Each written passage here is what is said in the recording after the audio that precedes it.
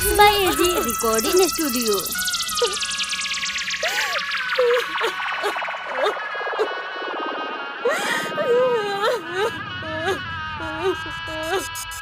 सखिया सहेलिया नैहरवा में ते जाबे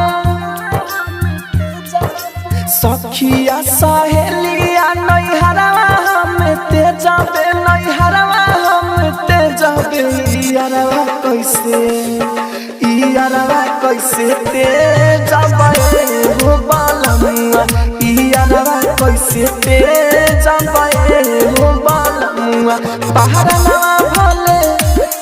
पहाड़ा नवा भोले ते जाबे बालमुआ पहाड़ा नवा भोले ते जाबे बालमुआ यारवा कैसे ते जाबे हो बालमुआ यारवा कैसे ते जाबे हो बालमुआ। Mixed by AG Recording Studio.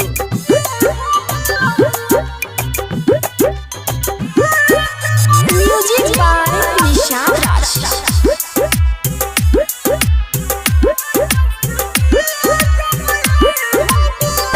भाई भौजाई भोले माई बाप ते जब सारा अरमान हो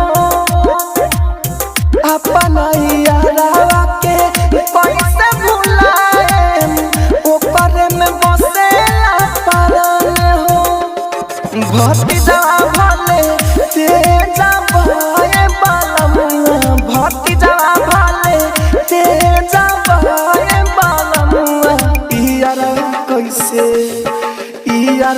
कैसे ते जाबे हो बालमुआ यारवा कैसे ते जाबे हो बालमुआ। आप म्यूजिक बाय AG एंटरटेनमेंट की धमाकेदार प्रस्तुति।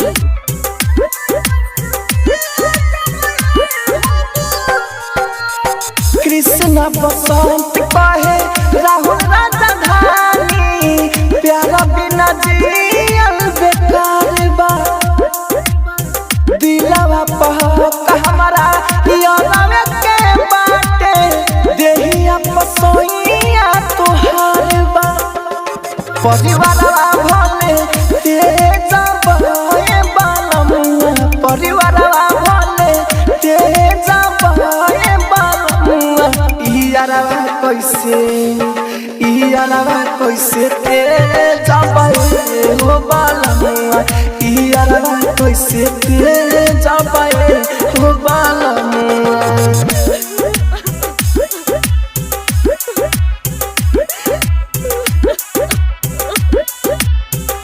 Mix by AG recording studio Roshanpur Sapaha.